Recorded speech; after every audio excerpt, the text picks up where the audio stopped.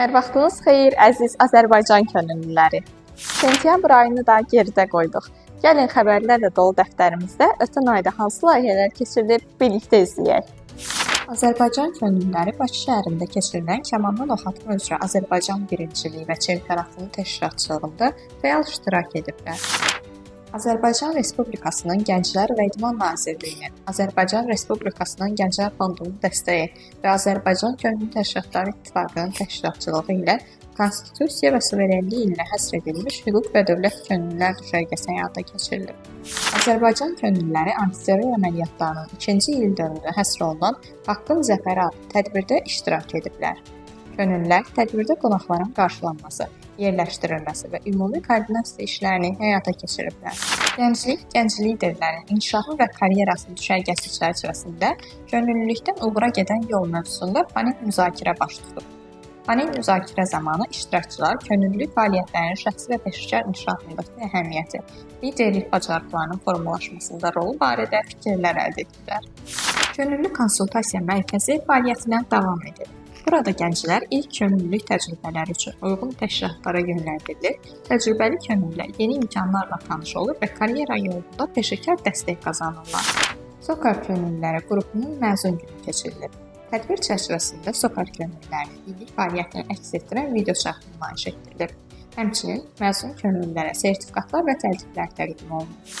Şəhər Dövlət Tarixi Memarlıq Qoruğu İdarəsi və Azərbaycan Respublikasının Gənclər Fondunun təşkilatçılığı ilə Qoşaqala meydanında Cənubi Qafqazın ən böyük quest oyunu keçirilir.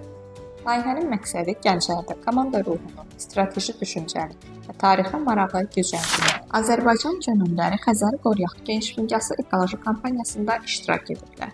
Aksiya çərçivəsində yüzlərlə könüllü iştirakı ilə 3,5 hektar sahə tullantılardan təmizlənib. Könüllü dialoq platformu çərçivəsində media könüllüləri proqramının üzvləri ilə görüş baş tutub.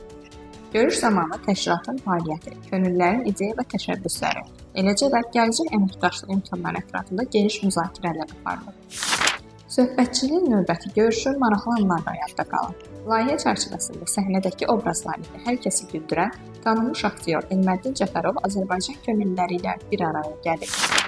Azərbaycan Respublikasının Ekologiya və Təbii Sərvətlər Nazirliyinin dəstəyi, Azərbaycan Könüllü Təşkilatları İttifaqının təşkilatçılığı ilə 27 sentyabr anım gününə həsr olunan ağac əkmə aksiyası həyata keçirilib.